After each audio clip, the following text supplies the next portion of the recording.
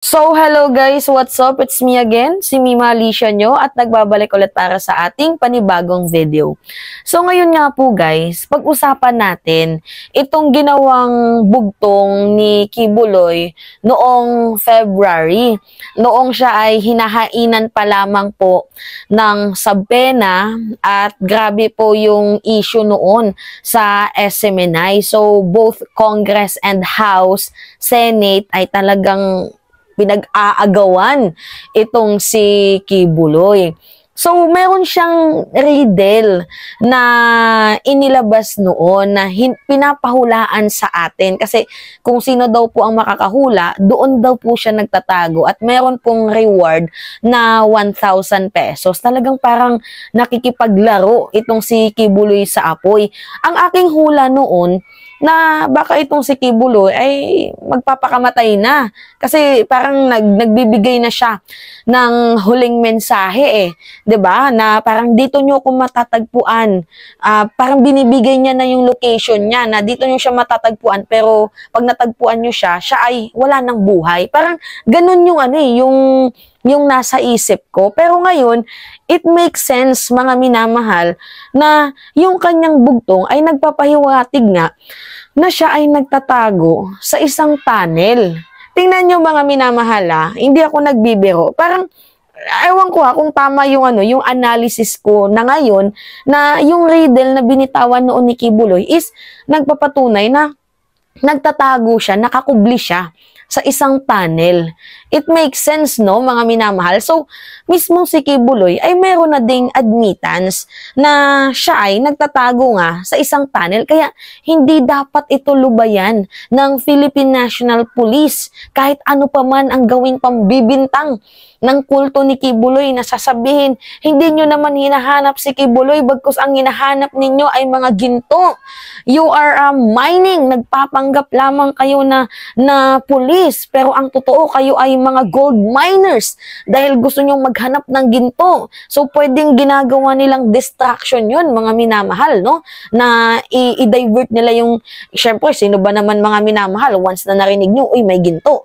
Instead na hanapin nyo itong si Kibuloy, maghukay na lang ng ginto para malaman natin kung legit ba yun, kung gaano ka mamahal yung mga gintong tinatago ni Kibuloy. So, parang distraction yun, mga minamahal, ano? So pwedeng ganun. But anyway, ipi-play natin yung bugtong-bugtong na yung riddle ba na pinapahulaan sa atin noon ni Kibuloy na ngayon parang nagkakaroon ng sense na parang tinutukoy niya na nandoon nga siya nagtatago sa tunnel.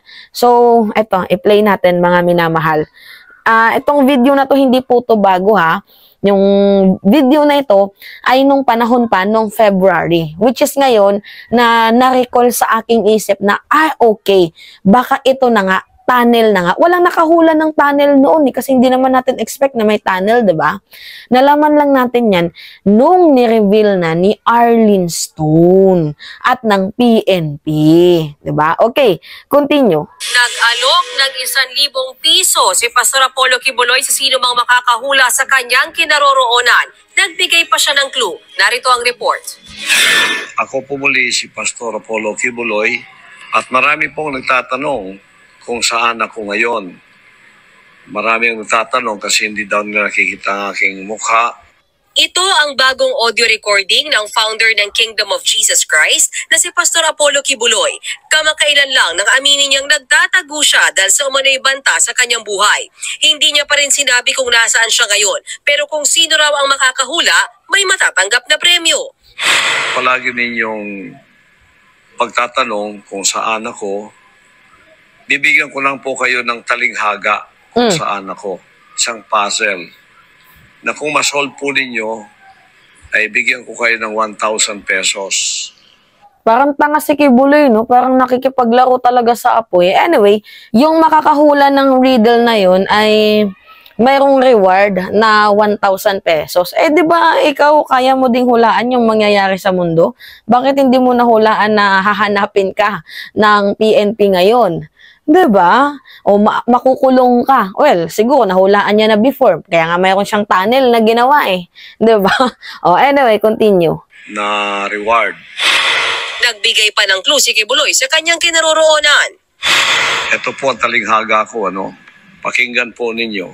Ako'y nakakubli, di kalayuan dito. Kuta ko. Oh, ako'y nakakubli, hindi kalayuan dito. So, hindi daw kalayuan sa Kingdom of Jesus Christ. Clue na yon, mga minamahal. Okay, continue. Puro bato, laksa-laksang pula at itim na langgam, handang ipagtanggol ako sa mga manglulupig na mga tao, kanuman o kalahi ko. Okay. Narinig ninyo? Sabi niya, ito po ang talinhaga ko, pakinggan ninyo. Ako'y nakakubli daw siya. Siyempre, nagtatago.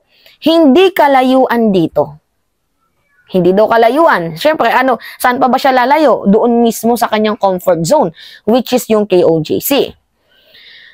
Kuta ko'y puro bato. Puro bato. So, ano yung ina-expect nyo sa tunnel, mga minamahal? Dagat? Bato yun, siyempre. Laksa-laksang pula at itim na langgam. O, sino ba yung mga nandoon sa tunnel? Malamang yung mga daga, ipis, langgam. Diba? Yun. Handang ipagtanggol ako sa mga manlulupig na mga tao, kanuman o kalahi ko. So, pwedeng ito tawag dito, ibang meaning yung tinutukoy niyang langgam. Pwedeng sabihin na lang natin na engkanto or yung kulto niya mismo. Nakakubli siya sa mga kulto niya. 'Di ba? Another paraphrase. May tawag nun sa Pilipino, 'di ba? Yung hindi naman yung direktang kunyari pag sinabi mong langgam na agad. Yung parang mga nakaano sa kanya, mga may tawag dun sa Pilipino, nakalimutan ko na.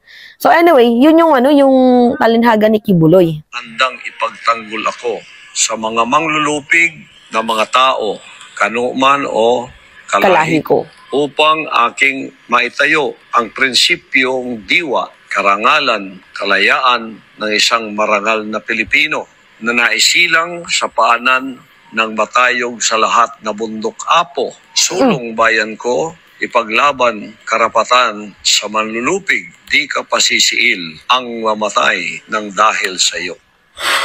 Kaya nga mga minamahal, nung narinig ko yung di pasisiil ang mamatay ng dahil sa iyo, parang iniisip ko na itong si Kibuloy ay magsusuicide.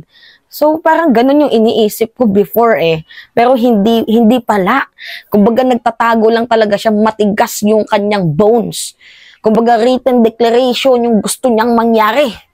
Diba? O, continue. Kasabay niyan, binigyang din ni Kibuloy na siya ang appointed son of God. Ganoon din daw sina dating Pangulong Rodrigo Duterte at Pangulong Bongbong Marcos. Gayon din ang dalawang SMNI host. Si Eric, appointed son of God to spread and inform the people about the evils of the CPP and PNDF.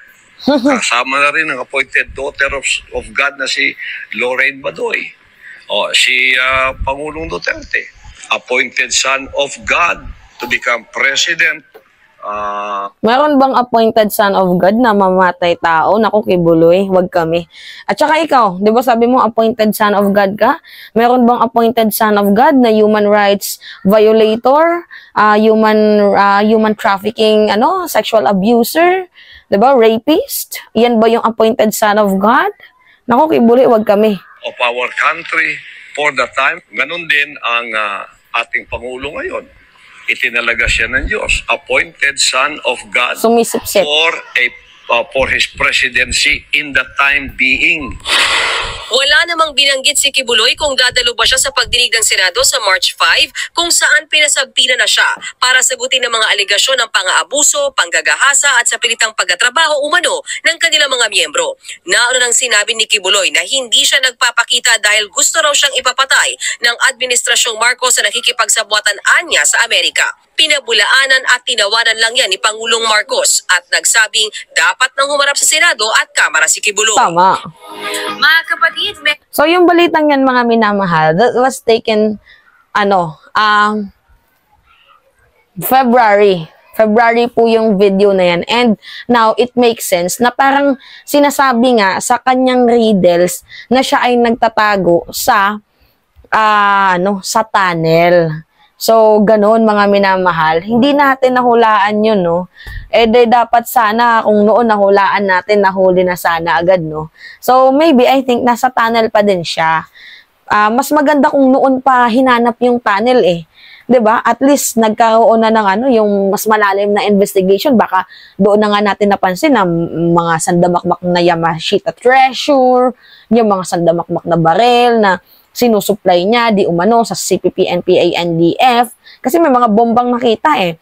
So kung noon pa sana to natin napansin, di sana baka noon pa nahuli itong si Kibuloy. Pero sabi ko nga sa inyo, dinadaan po sa rule of law and due process itong puganteng to. Dahil kahit papaano, tao pa din naman siya. And during that time, wala pa siyang warrant of arrest. Sabina pa lamang po ang meron dito kay Kibuloy. So anyway, yun mga minamahal, ano yung hula nyo kung kayo yung tatanungin ko? Ano yung hula nyo dito?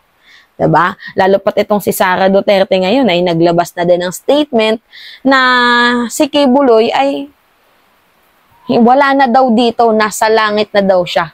Ano kaya yung kahulugan nun, mga minamahal? Pinatakas na ba ni former President at ni Vice President Sara Duterte? Lalo pat si former President Duterte na din mismo ang nagsabi noon na alam niya kung saan nagtatago si Kibuloy, pero secret lamang ito. So, obstruction of justice nga ang ginagawa nila, mga minamahal. So, yan ba yung gusto nyo maging presidente? Harboring ng mga kriminal? Nag-harbor ng mga kriminal?